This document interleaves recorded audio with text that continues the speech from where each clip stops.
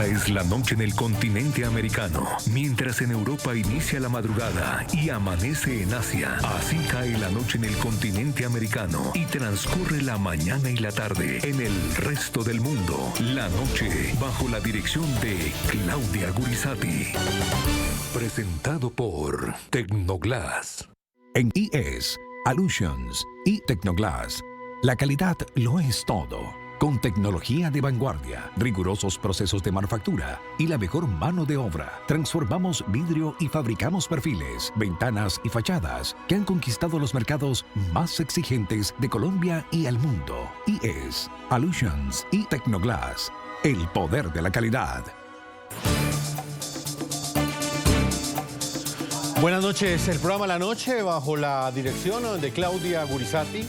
Enciende las luces para que usted siempre vea el punto clave de la noticia. Soy Jefferson Beltrán Neira, subdirector de este programa, y para mí es un gusto acompañarlos en la noche de hoy. La noticia es el anuncio de ese decretazo, así lo vamos a llamar, del presidente de Colombia, Gustavo Petro, para convocar a una consulta popular sobre la reforma laboral. Este decretazo tiene como telón de fondo el avance de la Fiscalía General de Colombia en la investigación de uno de los más grandes entramados de corrupción que ha sacudido al gobierno petrista.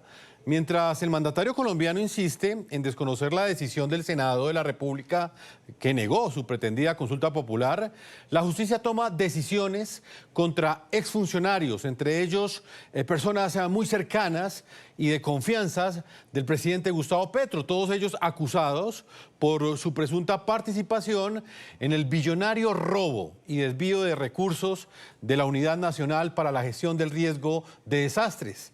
La Fiscalía anunció el pasado martes la solicitud de imputación de cargos contra el exministro de Hacienda, Ricardo Bonilla. Y este es el punto clave de la noticia. Este exministro habría supuestamente direccionado millonarios contratos para favorecer a contratistas a cambio de aprobar las reformas impulsadas por el gobierno del presidente Gustavo Petro.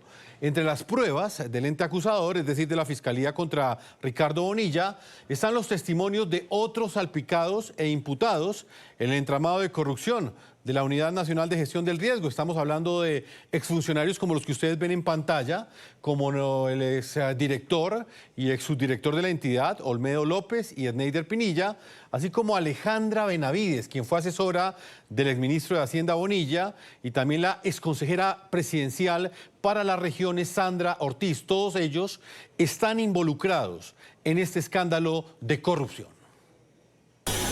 Como ustedes bien saben, la Fiscalía tuvo conocimiento de la actividad presuntamente delictiva del señor Bonilla a partir de un acercamiento que en virtud de una negociación de principio de oportunidad tuvimos con la señora María Alejandra Benavides Soto. Ese principio de oportunidad se va a radicar a finales de esta semana. Vamos a proceder a solicitar la audiencia de formulación de imputación contra el exministro Bonilla por dos delitos que son tráfico de influencias e interés indebido en la celebración de contratos. Esa sería la respuesta. El mismo día que el presidente Gustavo Petro anunció que convocará a la consulta popular sobre la reforma laboral vía decreto, el mandatario pues también defendió a su exministro Bonilla, dijo que no era culpable de los delitos que se le acusa. Bonilla no es culpable de lo que se le acusa porque nunca se crearon cupos indicativos parlamentarios en la ONG-RD. La ONG-RD la manejó un grupo de bandidos y yo soy culpable porque puso uno de ellos a manejar, que querían financiarse para ser senadores, lindos ellos, y financiar una disputa interna del Partido Verde. Y vamos a esta hora a invitar a todos nuestros televidentes a que opinen en las cuentas de X que aparecen en la parte inferior de nuestra pantalla. Ustedes pueden escribirnos en redes sociales en @segurizati, NTN24, en @lanoche, NTN24 y en @Jefferson, NTN24, en mi cuenta personal, en la red social X y por supuesto también en Instagram. Voy a saludar a nuestros invitados. Saludo a Daniel Briceño, concejal de Bogotá, abogado especialista en Derecho Público, además magíster en análisis político y electoral. Es uno de los líderes políticos en Colombia que mayor ha investigado este escándalo de desvío de recursos públicos, como por ejemplo el destino de dineros, supuestamente para la compra de unos carrotanques, que terminaron aparentemente sobornando a congresistas. Todo esto en el marco del actual gobierno en Colombia. También saludo a Melquisedec Torres, es periodista, analista y abogado. A ambos les agradezco que estén con nosotros y lo primero que les voy a preguntar es precisamente sobre este planteamiento. El presidente Gustavo Petro ha anunciado que va a convocar una consulta popular para una reforma laboral que ya le negó el Senado de la República. Esto más allá del escándalo institucional y de la amenaza que representa este anuncio contra el equilibrio de poderes, también coincide con esas actuaciones que ha hecho la Fiscalía contra uno de sus principales alfiles, contra el exministro de Hacienda, Ricardo Bonilla, que históricamente ha estado al lado de él. Daniel Briceño, ¿usted cómo interpreta esta coincidencia de estos dos hechos? ¿Qué estrategia hay detrás de todo esto? Bienvenido. Jefferson, un saludo para usted, un saludo para Melquisedec y para todos los que nos ven aquí en la noche. En primer lugar, hay que decir que la consulta popular es hoy el mecanismo que está tratando de buscar el presidente Gustavo Petro, uno para adelantarse electoral desesperado, no por mejorar la vida ni las condiciones laborales a las personas en Colombia, sino que está desesperado por tener una consulta que lo lleve a gastarse 1 billón de pesos, pero en una elección que ellos mismos convocan y que al final de cuentas les va a servir para aprobar su propia base electoral, para organizar a su gente y ser la única fuerza política que antes de marzo del próximo año, cuando son las elecciones de Congreso, pues pueden ir y probarse electoralmente. Y en segundo lugar, lo están usando también como un mecanismo de distracción para que la gente, en primer lugar, no sepa o no le pare bolas a lo mal que se encuentra el país en estos momentos en materia fiscal, en materia de seguridad, para que la gente no esté viendo los malos resultados del gobierno, sino que esté hablando de consulta popular. Y además también lo están usando en este momento como cortina de humo para tapar los graves escándalos de corrupción en donde no están metidos algunos aliados del gobierno, en donde está metido como tal el círculo más cercano a Gustavo Petro. Aquí el escándalo de corrupción de la ONG-RD no es de algunos verdes, como dice él, sino tiene que ver con ese punto y ese eje central del petrismo. La ONG-RD es un escándalo del petrismo y por eso el presidente trata de distraernos, pero también de quitarle la importancia. Daniel Briceño, usted habla de varios puntos que en este momento hacen parte del análisis y que rodean esa consulta popular. Uno de los aspectos que más me ha llamado la atención es precisamente esa decisión que hicieron contra Ricardo Bonilla, la imputación de cargos en la Fiscalía. ¿Usted asegura que también hay una cortina de humo detrás de todo esto? Específicamente, Ricardo Bonilla, ¿qué papel jugó en todo este entramado de corrupción de la Unidad Nacional de Gestión del Riesgo? Mira, Ricardo Bonilla hoy se le está acusando de pertenecer a la parte de financiación de los recursos que se iban a obtener vía crédito y que una comisión interparlamentaria dentro del Congreso, quien es la encargada de dar ese concepto favorable, debía aprobar. Allí lo que dice la Fiscalía es que desde el despacho del señor Bonilla y su asesora, la señora María Alejandra Benavides, en conjunto con otros directivos como tal, miembros del Gobierno Nacional, pues tuvieron una incidencia en presuntos ofrecimientos a algunos congresistas que hacen parte de esa comisión interparlamentaria, y esos ofrecimientos eran unos contratos que suman casi 90.000 millones de pesos que iban destinados de la ONG-RD a unos municipios específicos en donde estos políticos tienen alcaldes o representación política. Entonces Bonilla hace parte de esta cabeza que comenzó a integrar y a estructurar todo el escándalo de corrupción de la UNG-RD, pero también lo hace parte el señor César Manrique, otra mano derecha del presidente Gustavo Petro, y quien hace un par de horas la Fiscalía dijo que había aumentado su patrimonio en 3.000 millones de pesos, como también lo hace parte el señor Carlos Ramón González, quien fue el director del DAPRE de Petro, como también su director nacional de inteligencia y con quien tiene relación desde el M19. Entonces aquí, Jefferson, hay unos determinadores, hay unas cabezas que pertenecen al círculo principal de Gustavo Petro, que son los que orientaron, según la Fiscalía, todo el entramado de corrupción y son quienes en este momento están enfrentando la justicia y son a los que hoy Petro está tratando de quitarles y restarles relevancia, tanto en lo que cometieron, con lo que se les acusa, como en la importancia que tenían ellos dentro del gobierno. Daniel, permítame, integro a Melquisedec Torres, un gran colega que también ha investigado esa presunta entrega de sobornos a congresistas con dineros públicos, específicamente con billonarios presupuestos de la Unidad Nacional para la Gestión del Riesgo. Melquisedec, buenas noches y quiero preguntarle, ¿coincide usted también con Daniel en esa hipótesis según la cual detrás de este decretazo con el cual el presidente Gustavo Petro quiere convocar una consulta popular sobre la reforma laboral, se esconde también una cortina de humo para bajar la atención pública frente a estas actuaciones de la Fiscalía contra funcionarios muy cercanos de su gobierno?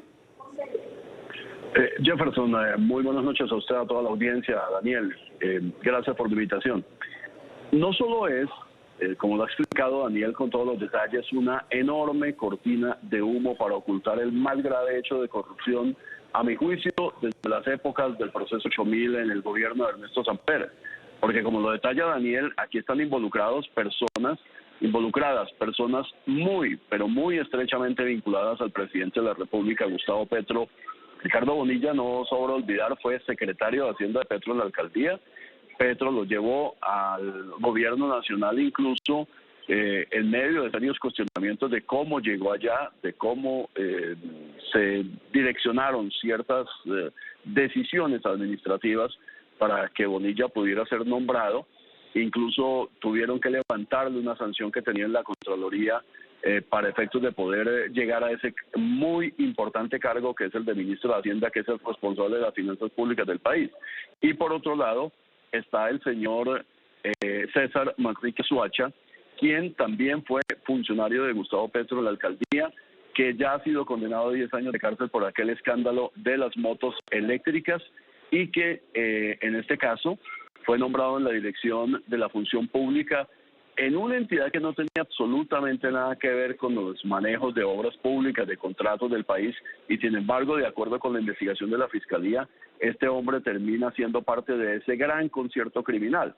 Entonces, por un lado tenemos una enorme cortina de humo a través de todo este debate, a mi juicio insulso, de la consulta popular, pero lo más grave puede ocurrir, y es, como lo están señalando muchos en el país, que esta sea la pretensión de Gustavo Petro para buscar provocar. Ya lo hizo con el Congreso de la República, un enfrentamiento con el cual sale a decir que el Congreso es enemigo del pueblo.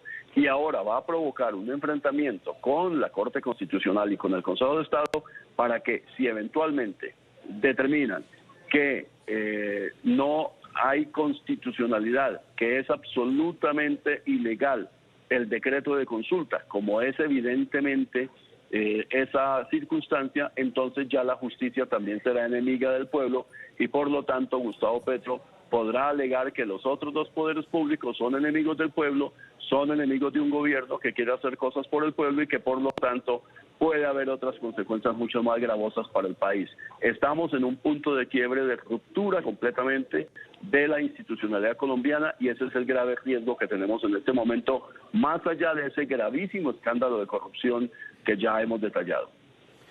Daniel Briceño, frente a este punto que nos plantea Melquisedec, ¿qué análisis puede hacer usted? Esta consulta popular no solamente podría llegar a ser esa cortina de humo que ustedes han planteado ante estos escándalos de corrupción, sino también una forma de declarar una batalla directa contra otro poder público, en este caso contra la Corte Constitucional y el Consejo de Estado. específicamente en lo que tiene que ver con el ámbito político, ¿qué hay detrás de esta convocatoria de consulta popular y específicamente lo que todos los colombianos se preguntan hoy? Finalmente, ¿quién va a decidir quién tiene la razón? Si el presidente Gustavo Petro o si sencillamente el Senado de la República, que legalmente ya hundió esta reforma laboral. Mira, Jefferson, aquí la consulta popular se está usando y el presidente la está usando para generar algo que es muy preocupante en el país, además de ser una cortina de humo, además de querer tener una consulta para hacer política. El decretazo, como usted lo llama, está o es hoy una herramienta para que el presidente comience a flexibilizar y como tal a generar una especie normativa que hoy no existe en Colombia, en donde usted puede omitir un poder público. Y eso es un rompimiento institucional, como lo dice hoy el señor Melquisedec Torres, que nos acompaña en este programa. Y esto es muy problemático y detrás de esto yo quiero advertir al país y a los colombianos que se pueden venir otra serie de medidas y otra serie de decisiones si no paramos o no se logra como tal ponerle freno a esto que quiere hacer el presidente. Y es que si él logra, Jefferson, como tal, en primera medida, romper la institucionalidad, pasando por encima del Senado, decretar y luego ir a una elección, a mí no me parecería raro que logren otro tipo de cosas si ellos quedan completamente en la impunidad. Porque aquí si se decreta la consulta popular, si luego la consulta popular va a las urnas, si se gasta en el presupuesto, si el registrador llega y accede como tal al decreto del presidente Gustavo Petro, lo que va a pasar es que el siguiente paso va a ser más profundo. Aquí hay una flagrante violación a la ley y a la Constitución con este decreto. Si no pasa nada, si el presidente ve y entiende que tiene toda la competencia para seguir como tal poniéndole excepciones a las reglas constitucionales y legales, yo creo que los siguientes pasos van a ser más peligrosos para el país. Y por eso nosotros hemos venido advirtiendo y hemos estado diciendo que no se le puede permitir al presidente de que cruce esta línea. Si el presidente Petro cruza esta línea donde rompe la ley y la Constitución con el decretazo de la consulta popular, créanme que vendrán decisiones populistas y vendrán decisiones que también van a generar rompimientos más profundos en materia institucional en Colombia. Melquisedec, ¿qué tan factible cree usted que esta consulta popular pueda prosperar teniendo en cuenta toda la controversia y el debate legal que ha generado desde el mismo momento en el que el presidente Petro lo anunció? Desde el punto de vista constitucional, desde el punto de vista legal, no hay absolutamente ninguna posibilidad de que ese decreto tenga validez, Jefferson. Entre otras porque ya hay una demanda admitida en el Consejo de Estado contra el acto del Senado de la República que desaprobó, que rechazó la posibilidad de la convocatoria. Y en esa demanda, al admitirla, el Consejo de Estado deja claramente establecido que sí hubo una votación y que sí hubo una decisión del Senado y que esa decisión cerró la discusión. Lo que viene es un análisis del procedimiento que delató el Senado de la República y, por supuesto, en condiciones normales, eso fue lo que debió haber hecho el gobierno nacional, demandar esos actos del Senado de la República. Si el gobierno hoy está diciendo con toda esta filigrana, entre comillas, jurídica que se inventó el nuevo ministro de Justicia, Eduardo Montealegre, para argumentar que el presidente sí tiene la facultad de hacer la consulta en la convocatoria por un decreto por sí y ante sí del gobierno, considerando, según Montealegre, que el Senado cometió una cantidad enorme de vicios y de errores, pues lo que procede en la institucionalidad y en la estructura jurídica del Estado es que el gobierno hubiese demandado esos actos del Senado. No lo ha hecho. Lo que está buscando es una jugada absolutamente abusiva de la facultad del presidente de la República que no existe. Vale recordar, Jefferson, artículo 104 de la Constitución Política dice que el presidente, con la firma de todos los ministros, puede convocar una consulta popular previa solicitud al Senado para esa convocatoria, previa aprobación del Senado de la República. Y el artículo 241 de la Carta Política también señala que la Corte Constitucional se encarga de revisar los vicios eventuales de procedimiento que tenga la convocatoria a la consulta popular. Pero esa convocatoria debió surtir primero el trámite del artículo 104. La única posibilidad que tenía o tiene el presidente de la República para convocar una consulta popular por decreto es si el Senado de la República no votaba, si el Senado se abstenía de votar, si el Senado no ejercía el derecho de votar esa aprobación o desaprobación, y el Senado votó, y lo dice el Consejo de Estado. De manera que no existe ningún ordenamiento del país, ni constitucional, ni legal, la facultad del presidente de decir que como el Senado se equivocó, entonces el presidente toma la decisión de convocarla. Si el Senado se equivocó, lo dicen jueces, los magistrados, las cortes, no lo dice el Ejecutivo. Eso es como en un partido de fútbol, Jefferson. Si hay un penalti, ¿quién decide si hay penalti? El árbitro. No decide el equipo que está atacando ni el equipo que está defendiendo, lo decide un árbitro. Y en Colombia los árbitros se llaman la Corte Constitucional y el Consejo de Estado. Daniel Briceño, hay otra tesis que ha insinuado el gobierno y tiene que ver con lo que muchos han interpretado como un mecanismo de presión a la plenaria del Senado, que en los próximos días tendrá que discutir la reforma laboral. Se ha alcanzado inclusive a insinuar que el gobierno podría llegar a retirar o por lo menos desistir de esa consulta popular si el Senado aprueba una reforma laboral similar a la que aprobó la Cámara de Representantes. El gobierno ha acusado a la Comisión Cuarta de Senado de haber cambiado el texto original y de haber cambiado el espíritu de la reforma. ¿Esto qué implicaciones tendría que el Senado estuviese siendo chantajeado en este momento para que apruebe una reforma a la medida del presidente Gustavo Petro, bajo la amenaza o bajo la guillotina, que si no lo hace, hace un caos total? Convoca una reforma, convoca una consulta popular pese a que el Estado de Derecho no se lo permite. Jefferson, mira, lastimosamente el Senado de la República, y sobre todo lo que tiene que ver con los senadores de la Comisión Cuarta, se dejaron manipular del gobierno. El gobierno lo que hizo fue radicar 3 veces la consulta popular, una que se le hundió, una que radicó mal, con vicios en la firma del señor Guillermo Alfonso Jaramillo, y otra nueva que radicó hace pocos días. Y entonces con esto el gobierno lo que ha hecho es poner a correr esos 30 días varias veces, esos 30 días que tiene el Senado para aprobar la consulta popular, y además inventarse al tiempo la teoría de que la primera consulta popular no había sido aprobada y que la va a decretar. Con todo este entorno y todas las artimañas, lo que ha hecho el presidente y el señor Armando Benedetti es extorsionar al Senado de la República. Lastimosamente, hoy el Senado se encuentra en una carrera por darle contentillo al gobierno, tratando de sacar una reforma que es casi idéntica, porque esto cuando nos dicen que es que cambió, no, la reforma, cuando usted mira el texto que viene aprobado de Cámara de Representantes y que se aprobó en la Comisión Cuarta del Senado, solo tiene algunas diferencias que el gobierno se está cogiendo de ellas para presionar ahora a la plenaria, para que la plenaria saque una reforma laboral al antojo del presidente.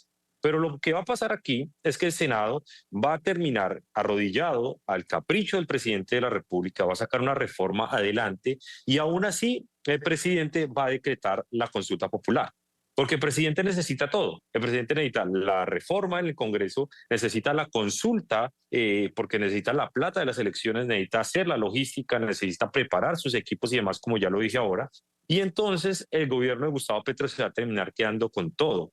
Yo sí creo que ha sido un error la forma tan apresurada en cómo el Congreso, el Senado ha salido a tratar de aprobarle algo, darle contentillo al presidente en un entorno de evidente extorsión. El presidente va a tener reforma y va a tener consulta, porque si usted se da cuenta, Jefferson, la última consulta que radicaron tiene preguntas de reforma a la salud. Y entonces ellos van a decir, ok, ya tenemos la reforma laboral, pero es que, ojo, faltan las preguntas en materia de salud.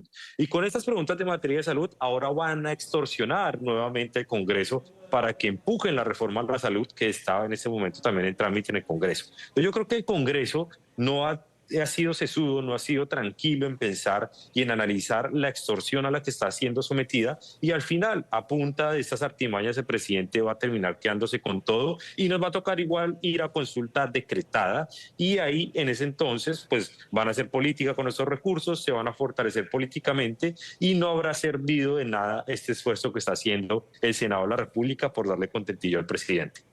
Melquisedec, ¿cuál es su opinión? ¿Hay una extorsión, hay un chantaje al Senado con la guillotina de la consulta popular? Lo que veo, Jefferson, es una estrategia muy bien diseñada de manera maquiavélica. Recordemos a Maquiavelo y a su príncipe.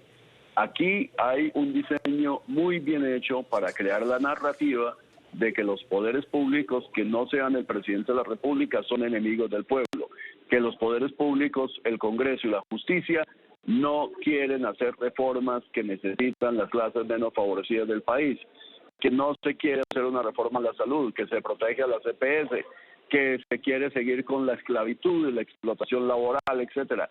Toda esa narrativa ha sido muy bien diseñada y encontraron en la reforma laboral y en el hundimiento inicial que hubo de la reforma laboral la excusa perfecta para montar esta pantomima de la consulta popular, para luego decir que el Senado era enemigo del pueblo porque no quiere que el pueblo se pronuncie, y para decir ahora, si las Cortes y el Consejo de Estado y la Corte Constitucional tumban ese espurio, ese orangután que sería ese decretazo del presidente Petro, y entonces ahí los magistrados serían también enemigos del pueblo. El diseño es completamente ideado para buscar ese caos que le encanta al presidente de la República. Recordemos que comenzando el gobierno renunció uno de tantos funcionarios que ha renunciado, el general Díaz, que era viceministro de Defensa, y él dijo en una entrevista en esos días que al presidente Petro le encanta el caos, y si no encuentra el caos, lo crea, lo construye, lo diseña para gobernar en medio del caos. Y en realidad lo que está pasando además, Jefferson, es que no hay gobierno en este momento, no se está gobernando. El presidente y sus ministros andan de discurso en discurso, hablando de consulta popular, hablando del pueblo, y el Estado, el gobierno, absolutamente al garete, en medio de una situación fiscal tan complicada que ese gobierno está diciendo que va a modificar las fórmulas de la regla fiscal para cumplirlas. Evidentemente la regla fiscal ya está incumplida y entonces se están inventando otro tipo de artimañas para lo mismo. Aquí estamos absolutamente en el caos que le encanta al presidente Petro. Vamos a marcar una pausa comerciales. Estamos con Melquisedec Torres, periodista, analista, también abogado, y con Daniel Briceño, concejal de Bogotá, abogado especialista en Derecho Público, además magíster en análisis político y electoral. Cada uno desde su rol han aportado al escrutinio público en Colombia frente al presunto desvío de recursos de la Unidad Nacional de Gestión del Riesgo que habrían sido utilizados por funcionarios cercanos al gobierno del presidente Gustavo Petro para sobornar congresistas, para que estos legisladores le aprobaran al gobierno reformas que ha defendido en el Congreso de la República. Una pausa comerciales. Ustedes pueden opinar también en las cuentas de X que aparecen en la parte inferior de nuestra pantalla. Ya regresamos.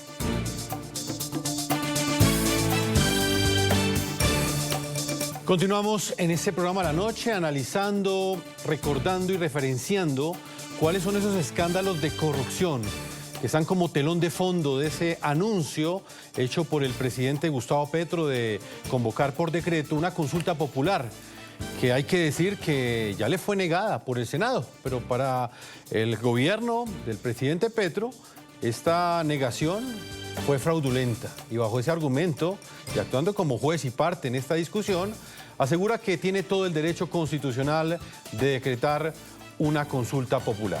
El punto clave de esta noticia: a esa solicitud de imputación de cargos que hablábamos en la primera parte del programa contra el exministro Ricardo Bonilla, se suma la imputación al exdirector de Función Pública. Estamos hablando de César Manrique Soacha y otros 7 exfuncionarios, todos ellos por estar presuntamente vinculados a los hechos de corrupción en la Unidad Nacional de Gestión del Riesgo. Manrique, según la Fiscalía General, hizo parte presuntamente de una red criminal de funcionarios que concertaron el saqueo, el robo de la Unidad para la Gestión del Riesgo de Desastres. De acuerdo con las pesquisas, este exfuncionario que ustedes ven en pantalla obtuvo un provecho ilícito de 3.000 millones de pesos de coimas por direccionamiento ilícito de contratos. Estamos hablando de una cifra cercana a los $800.000. Manrique, cercano al presidente Petro, fue condenado en marzo pasado a 10 años de prisión en otro escándalo de corrupción. Él relacionado con el contrato de adquisición de 100 motos para la policía de la capital colombiana, cuando él ejerció como gerente del Fondo de Vigilancia de Bogotá durante la alcaldía del hoy mandatario colombiano Gustavo Petro. Usted, César Augusto Manrique Soacha, acordó con Olmedo de Jesús López Martínez el pago de una coima del 7% del valor de cada uno de los contratos que se tramitarían. El punto clave de la noticia, vamos a hacer memoria. El contexto del caso de la Unidad Nacional de Gestión del Riesgo. Recordemos que ese escándalo estalló en febrero del año 2024 por malversación de fondos destinados a la compra de 40 carrotanques para el departamento de La Guajira con sobrecostos de hasta 20.000 millones de pesos, 5 millones de dólares más o menos. A precio de hoy, pues sería esa cifra que acabo de mencionar, 4.800.000 dólares. Según Olmedo López y Sneider Pinilla, parte de esos recursos fueron utilizados para pagar sobornos de 4.000 millones de pesos entre los congresistas Iván Name y Andrés Calles para lograr el apoyo legislativo a las reformas del gobierno del presidente Gustavo Petro. En las audiencias del caso, Olmedo salpicó tanto al entonces ministro de Hacienda Ricardo Bonilla como al entonces ministro del Interior Luis Fernando Velasco. Ministro del Interior, en el mes de noviembre nos hace la exposición de las negociaciones para lograr votos a cambio de contratación y posteriormente órdenes de él y otro ministro de Hacienda respecto a esa reunión, pero que venía desde el mes de septiembre. Desde la misma semana que ingresarán los recursos a la UNGRD. Vuelvo con nuestros invitados, Melquisedec Torres y Daniel Briceño están con nosotros. Melquisedec, ahí veíamos, la Fiscalía ha imputado cargos no solamente contra el exministro de Hacienda, Ricardo Bonilla, sino también contra César Manrique Suacha. Ustedes dos lo nombraban al comienzo de este programa. ¿Por qué las investigaciones parecen centrarse únicamente en figuras de menor rango, como por ejemplo estos funcionarios, y no directamente contra quizás los máximos responsables? Le pregunto, Melquisedec, ¿hay una investigación sobre este caso en particular, por ejemplo, contra el presidente Gustavo Petro? Jefferson, no hay investigación abierta en la Comisión de Acusaciones de la Cámara, ni en este episodio tan escandaloso, porque hasta ahora nadie ha relacionado directamente al presidente de la República, siendo precisos con los hechos. Lo que ha dicho la Fiscalía y lo que han dicho los que confesaron, como el Sneider Pinilla, el Olmedo López y Luis Carlos Barreto, es que había reuniones de alto nivel en la Casa de Nariño en las que participaban Carlos Ramón González, igualmente César Manrique por otra vía, Luis Fernando Velasco, el ministro Ricardo Bonilla, etcétera, pero nadie ha relacionado directamente al presidente. Ahora bien, usted recuerda hace un momento el caso, y lo mencionamos también antes, de César Manrique por la compra de las 100 motos eléctricas en 2013, que la alcaldía de Bogotá hizo por orden directa del alcalde de Bogotá, entre otras con un asunto muy particular, y es que Petro, siendo alcalde, les presenta a los bogotanos en la Plaza Bolívar las motos, se las anuncia a la policía, a pesar de que ni siquiera se había empezado el proceso de contratación.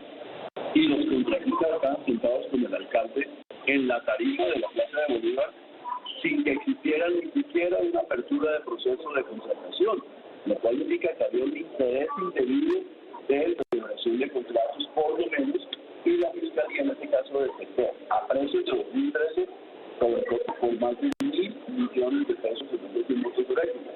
Ese caso involucra al entonces alcalde Gustavo Petro, y lo que determinó la Fiscalía se le remitió en ese momento a la Corte Suprema, porque Petro era senador en el año 2019, lo que se llama técnicamente compulsa de copia.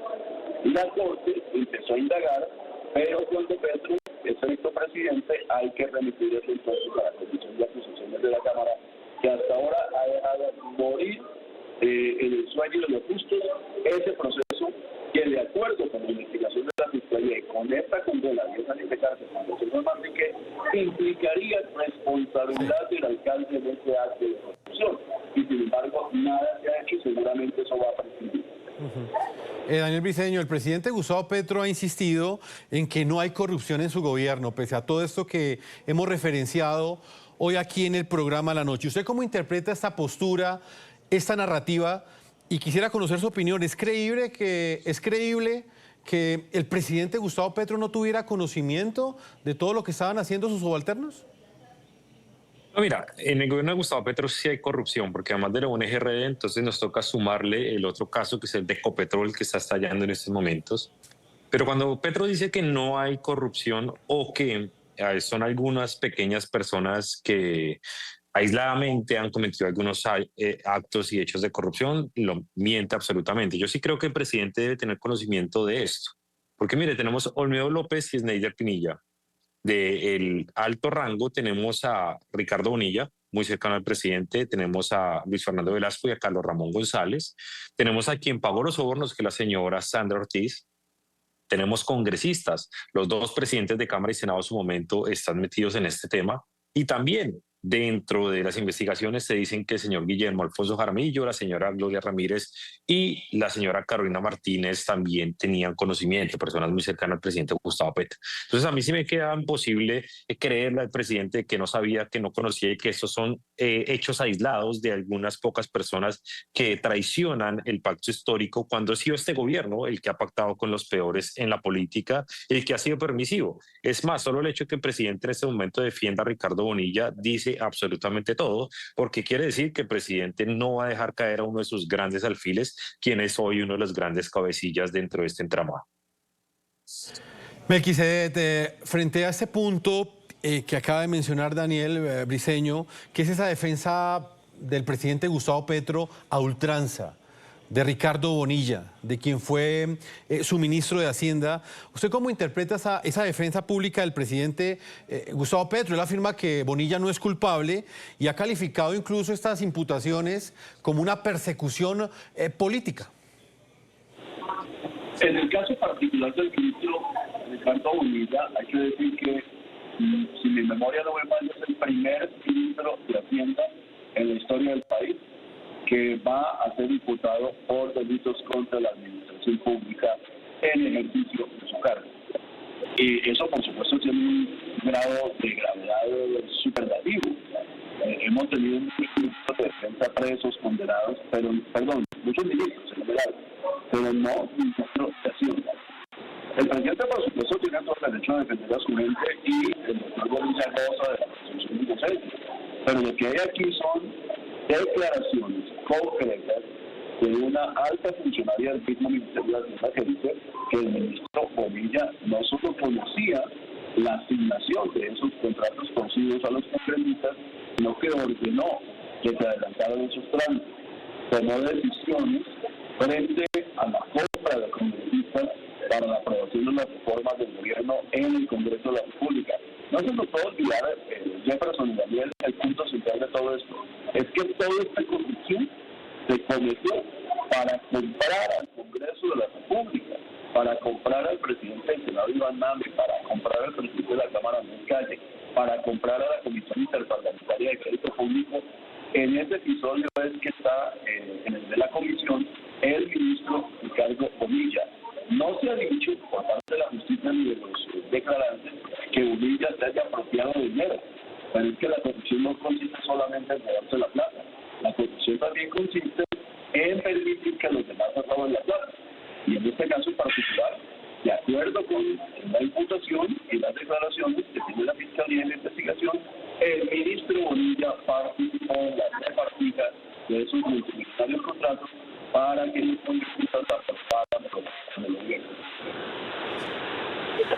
Daniel, acá también surge otro interrogante y es si la institucionalidad está funcionando ante no solamente ante estos hechos de corrupción que estamos mencionando y estamos reseñando hoy aquí en el programa La Noche, los estamos recordando, sino también ante esta narrativa del presidente Gustavo Petro. Él aún mantiene un apoyo cercano al 30 a 33% según las encuestas a su gestión, pero de otro lado está la pregunta si la institucionalidad está funcionando, específicamente la Fiscalía, la Procuraduría y la Comisión de Acusaciones frente a estos escándalos de corrupción que están rodeando al gobierno del presidente Gustavo Petro. ¿Usted qué lectura hace del trabajo, por ejemplo, que está haciendo la actual fiscal y el actual procurador frente a esto? No, mira, Jefferson, es lamentable y yo tengo que decirlo. un tipo como el señor Hash, que le debe la Procuraduría a 100 políticos, que son los que votaron por él en el Senado, pues no puede ser un buen procurador. Y eso es porque está lleno de conflictos de interés, es porque está absolutamente limitado en su actuar. Entonces, el Hash es un tipo que no puede ser de ninguna forma independiente para ejercer su acción. Por eso es que su papel hasta ahora ha sido realmente pobre. Por eso es que ha salido a favorecer cuando puede al gobierno de Gustavo Petro. Por eso es que ha guardado silencio en casos muy importantes y en momentos demasiado relevantes para el país. Y la segunda que me preocupa es la señora fiscal Luz Adriana Camargo.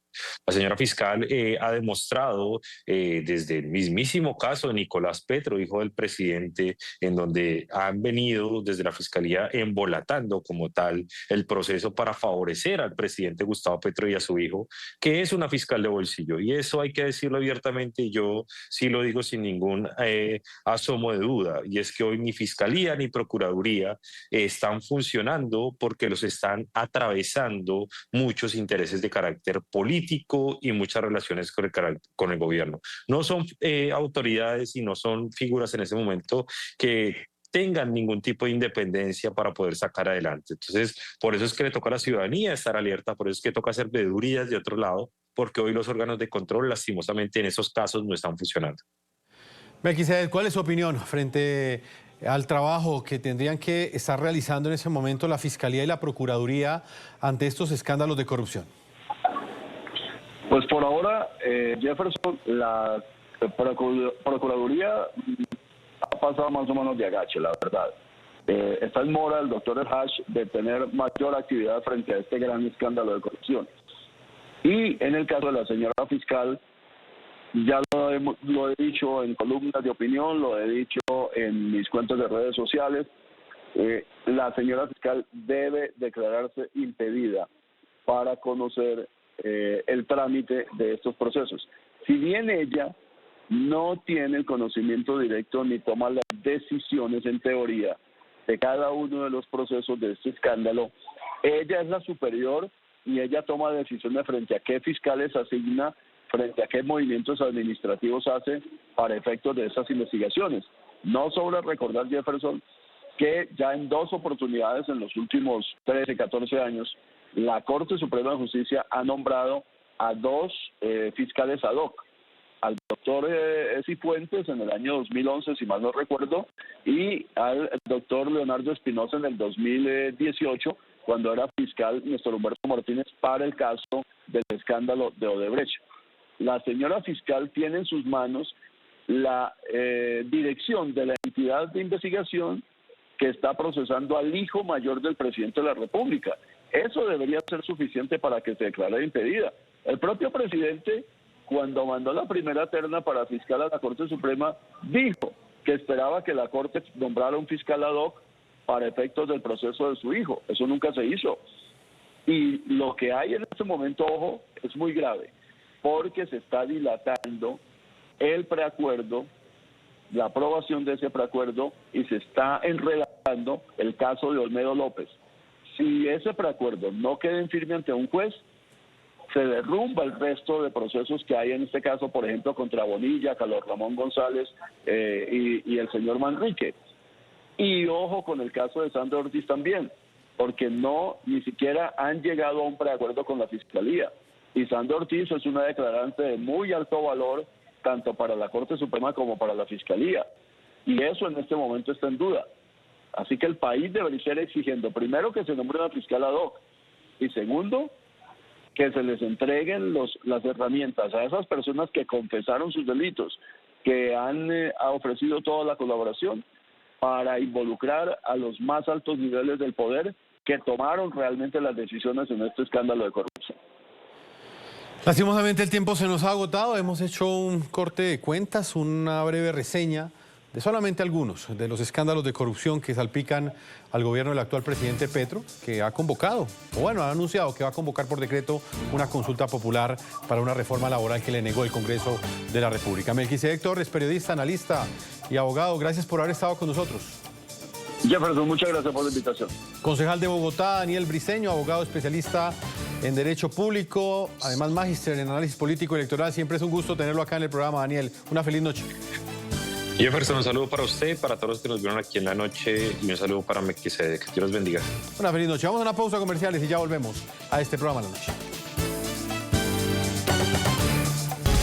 Lastimosamente hemos llegado a la parte final de este programa La Noche. A todos ustedes, nuestros televidentes, los invitamos a que continúen visitando nuestra página web NTN24. Pueden seguir escribiéndonos en la red social X y en Instagram en @NTN24, @Segurizati, NTN24, en Instagram @Segurizati, en @Jefferson NTN24 y @La Noche NTN24. No olviden que La Noche siempre continuará encendiendo las luces para que usted vea el punto clave de la noticia. Una feliz noche para todos ustedes.